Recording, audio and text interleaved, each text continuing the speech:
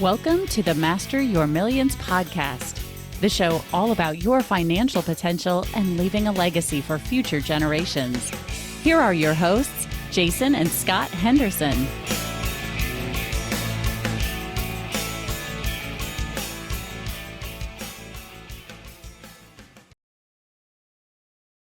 Yes, Scott, I'm very excited today to welcome Diane Forster.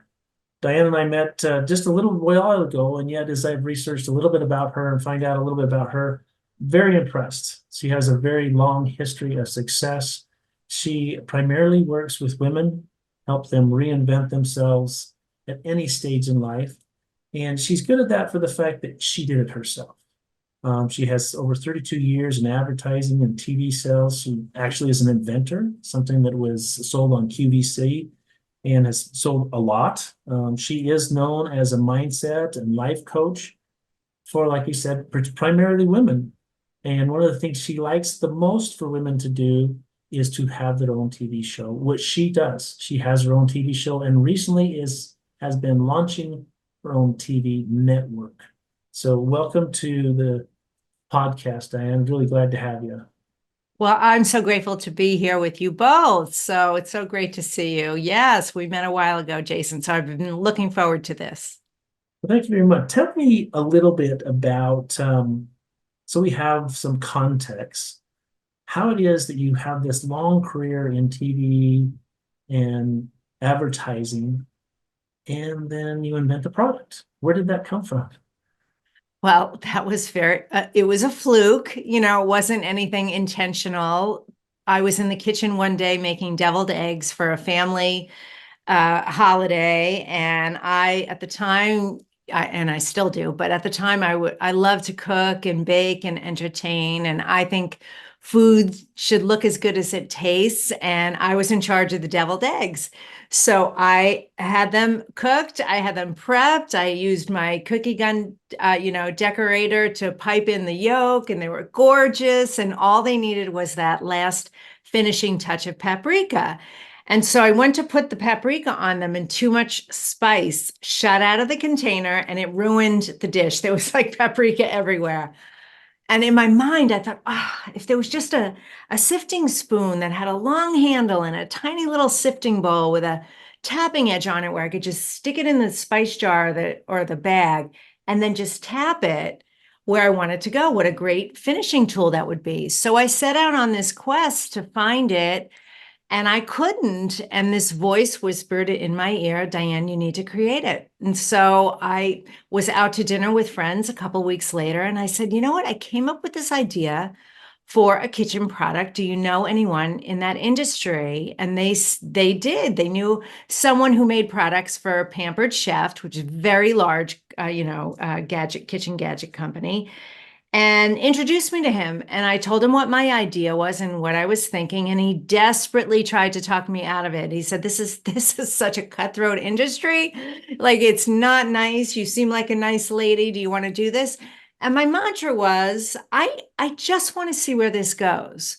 Well, one thing led to another. I followed, I didn't know what I was doing. I literally followed the next step and the next step and the next step. And so I filed the patent, I got the prototype made, and I worked at ABC at the time. And I get a call from one of the producers one day who says, we're going to do a segment on local inventors, and we hear you're an inventor. We want to feature you on air. And I said, I'm not an inventor. All I have is a prototype. I haven't even thought about manufacturing. And they said, well, we don't care. We want to see products at every stage. So I scrambled to get a website done. I scrambled to have a logo done. And I went on air for 1 minute and I got over 200 orders for a product I didn't even have. And I thought, I think I'm onto something here. So that sort of opened my eyes to entrepreneurship. And that led to me winning an innovation award at the International Houseware Show in Chicago, which led to QVC reaching out to me and asking if they could sell it on their website, which they did. And so they would place orders with me on a regular basis. And then they called me one day and said, it's selling so well online, we'd like to feature you on air. And we sold out in 6 minutes. So I always teach this to all my clients, especially my TV hosts now. No stupid ideas. No stupid ideas. The only stupid idea is an idea that you don't pursue or do something with, because that concept and frustration that day created a product that didn't exist in the world. And so that led to my entrepreneurship. And I thought, well, if I could create something from nothing like that, what else could I do? So that was my journey into entrepreneurship. Oh, I love that. That's great. Yeah. There came a point in time you mentioned that you kind of reinvented yourself. What caused you to feel like you need to be reinvented?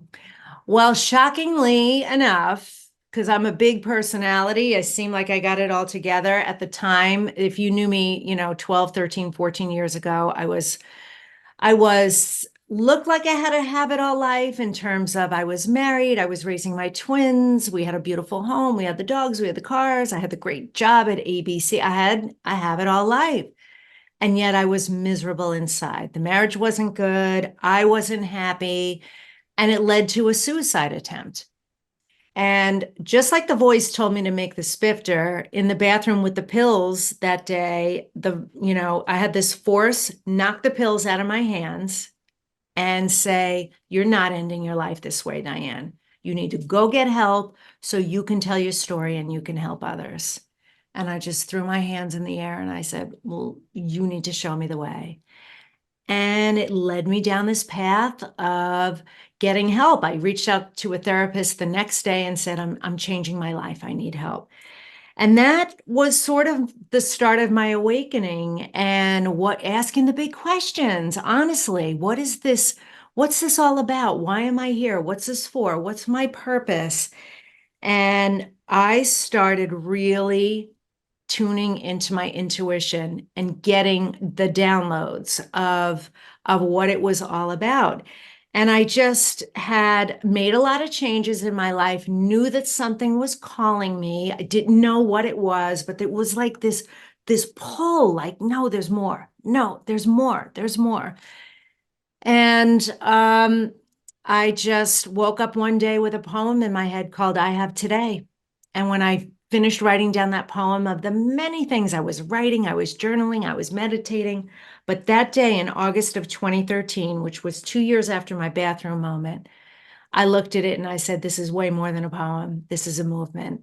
I am supposed to help other women who were stuck in a ho-hum hell life like I was living wake up to their true divinity and their power and their purpose and live a greater life. So I got the vision, like I got the vision for the Spifter to create the Spifter. I got the vision. And so 2 years after the poem, my twins graduated high school and I just made a bold decision. I quit my job at ABC. I sold my house. I sold everything in it, got my twins off to college. And I moved from Chicago to San Diego with that same mantra that led me to create the Spifter, which was, I just want to see where this goes. And so that was the beginning of the unfolding. And the message, honestly, Jason, is you have to go with it. You have to go feeling the fear and doing it anyway. Be brave and, know that fear is going to be a part of it and that you're going to be okay. But if you don't take that leap, you will never, never, never, never know. So, yeah, I hope I answered your question. No, that's a great answer. And that's really the journey, if you will, of every entrepreneur. They don't step out into the unknown, they will never know. And that us as a society has so much in debt to those types of entrepreneurs. So much of what we enjoy and our comforts are direct results of someone taking a chance like that, attempting to build something that has never been built before, and then here we are. Yeah, there's phenomenal stories like, Elon Musk versus a Spifter, yet there still affects society. One of the things we talk about a lot on Master Your Millions is, and it's in our outro, that mastering your million is all about your mind and your team. Make sure they're the best. What would you say are, 3 or 4 things that you think is the most important thing that people need to have in their mind, their mindset or their heart set? And I'm okay with you being specific to women, because that's your specialty. And we have a lot of female listeners, so go right ahead. Yes. Okay. All right. As a leader in your life, going after your dreams and having the right mindset with an attracting team, and this is for everyone, not just for women, your job is to effectively communicate your vision and mission. If you can't eloquently articulate to the team where you're going and what the opportunity is for them, they won't know where to go and what to do. When you get them on board with it, then all of a sudden there's that higher purpose, that higher calling, and they feel like they are part of something bigger. And so I empower everyone, whether it's an employee or it's somebody I'm contracted with, project-based, whatever it is, fractional position, that they must know what our vision and our mission is, because how else can they get on, team I have today, or team Diane Forster, or, team the Spifter, whatever it is. So that is first and foremost what I do. The second thing I do is I'm always about bringing out your light, which is why all my programs are called STAR. TV star host and TV star maker, and every Star Academy is, I want your light shining. I want to know what that is. I don't want you to fit into some role that I have in the organization. I'd rather find out more about you and what lights you up, what your unique ability is, and what your gifts are, so I can create the role for you. It's a very different way. And so there's multiple positions within that one position, because we're all multi-talented, right? So to say, all right, well, I just need this position, or I just need this, this admin. Well, that's not what I do. My VA admin, she is a producer. She's a graphic designer. She's a copywriter. She manages my email. She does a lot of things because she's so multi-talented. But if I didn't extract that from her and find out what lights you up, what do you really like to do, then I would have never known how far I could take her, and as a control freak, because I kind of am, I'm a perfectionist. My nickname is Diane. My sisters call me Diane. Like, I invented a finishing tool. That tells you enough about me. Like, everything has to be perfect, and I've had to get over that.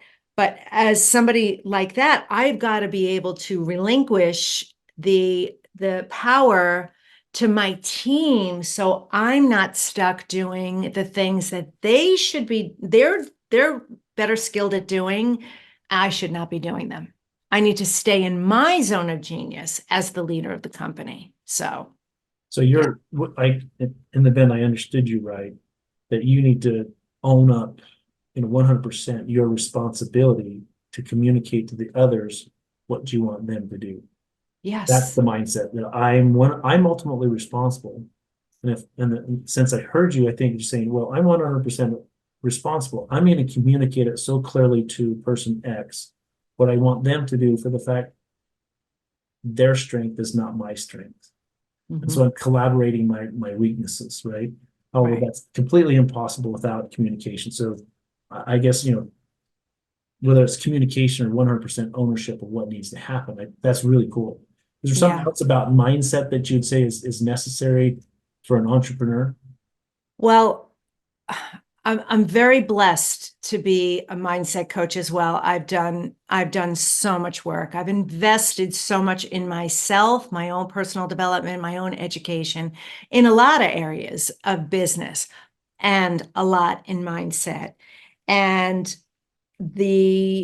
what happens in our brain and our minds, the conscious versus the subconscious, and the paradigms and the limiting beliefs that make us feel like we're not good enough, we are less than, we have fear, we have doubt, we have guilt, we have insecurity and imposter syndrome, and all the labels that creep in that literally stop people from taking a step. And it's not their fault. It is not their fault. It is the antiquated system that we have that says, no, no, no, no, no. stay safe, stay small, stay protected, because if you step outside, you might leave the cave and there might be a saber-toothed tiger that could attack you. Like, that is what's there.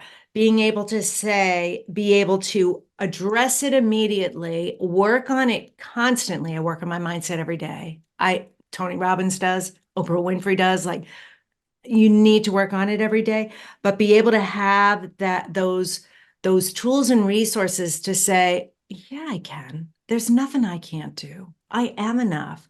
Every day I'm a work of art and work in progress at the same time. Our motto here is we do 1% better every day. 1% better, you know this, in a year is 3,778%. You're the best investment there is. So if you're making that progress and have that growth, that's what alleviates the fear, the doubt, the insecurity. And it's okay if you have a bad day. It's okay if something steps you back a little bit. It doesn't knock you down and knock you out. So having a good mindset routine is very, very important to your long-term success. So, yeah. Love that. And I'm assuming that, we talked a little bit earlier that entrepreneurs at a kind of a basic level, if you will, or a generic level, they're creating an asset, right? They're creating what? An asset. Oh, an asset, yes. Whether that's a business, whether that's a product, whether that's a service or whatever, it's an asset that's going to bring them income or bring them a lifestyle or whatever you want to say, right? Mm-hmm. So let's talk a little bit about how the best way that you believe that someone can build an asset. Well, with my background, the variety of things that I've done, I so believe that the universe, God, source led me to do what I'm doing right now, which is have my own TV show and now teach others how to have their TV shows and then actually be launching a television network. Because here's what I believe.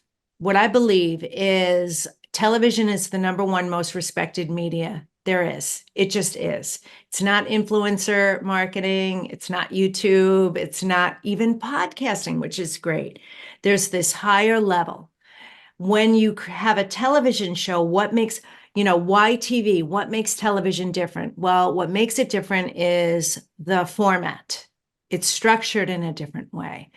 And so that allows the opportunity to bring in sponsors, advertisers, and create distribution. So it's scalable. Your social media, you can grow your fans and followers, but you can also lose it like that. You don't own it. So that's the other thing about producing your own TV show is you actually own it. And then that's something that when you create a TV show in about an hour a week, an hour a week, and you grow your seasons and your episodes, you're creating this library of an asset that distributors want. Content providers are looking for that content and they pay handsomely for it if it's done right and if it's done well. So there is a strategy and a structure to it. So if you're out there and you're struggling and you're doing the spaghetti on the wall strategy to try and get everywhere and it's getting you nowhere, it's because there's so much fragmentation out there and so many messages coming at us. You can't beat the algorithms. You're just not going to be able to do it. So there's so many, especially entrepreneurs, small business owners who are struggling. So a TV show is something that just puts you at a higher level. You are considered the media. And guess what? The media works with media. So if you're trying to get on other shows and trying to be interviewed, you are going to rise to the top of their inbox a lot more quickly than other people are because of that. They consider you a professional. She'll do a great interview. She'll give great content to the audience. She gets it. She knows it's about the audience. It's not about herself. So there's so many people I see out there making these huge mistakes that they're unaware of. And so if you start to think about it, your runway depending on how old you are, I don't know how old you are, but I know how old I am, and I'll be 60 this year, right? And so my runway to create the financial freedom and the generational wealth and the assets and all the things is getting shorter. And if you're out there and you haven't even thought about this, you need to be thinking about this right now. What could I be creating that's going to create that generational wealth for me? Not just investing in real estate, which is great, but other things. My own, I'm creating this platform and my own show, which I have over 250 episodes, that my grandchildren and my great grandchildren will get to watch their grandmother and what she created. Like, there's so much value to it that it's just legacy. So I'm so passionate about it, as you can tell, because I see so many people who want to make a big difference in the world. They want to make the impact. But there's two roads, right? Well, do I want to be rich or do I want to be famous? Yeah, you really want to be both, and that's okay. There's nothing wrong with that. But you really should go after, get the money first, because getting the riches first makes the fame part a whole lot easier. There's so many people out there not focusing on that, and they're focusing on, how do I go viral? How does that happen? So it's just a, switch of mindset into putting it in the proper order, but thinking bigger, much bigger picture instead of like what's right in front of you. So that's why I'm so passionate about it. So walk me through the process. Yeah. Let's assume someone lives in, I don't know, some remote place like Idaho, and they want to start a TV show. Mm-hmm. Do they need to sell everything like you did and move Nope. from San Diego to LA, right? For the fact that that's where the producers are, that's where the stages are, that's where the sound crew is, that's where all these different things. And in today's day and age, is that necessary? Walk us through that process. It's 100% not necessary. If you have Wi-Fi, you have a camera, you have a light, and you have a mic, you are good to go. Look So at I where could I start am. one right here.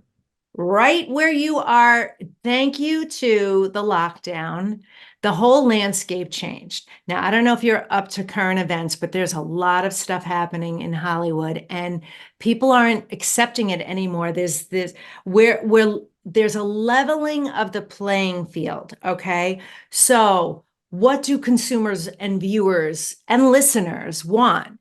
They want more relatability. They want more engagement. They want to be connected more. They're open to anyone being a role model in their lives. Like, I hear it all the time. People say, "Oh my God, you're Diane Forster," and I think, really? Like, you're really saying that?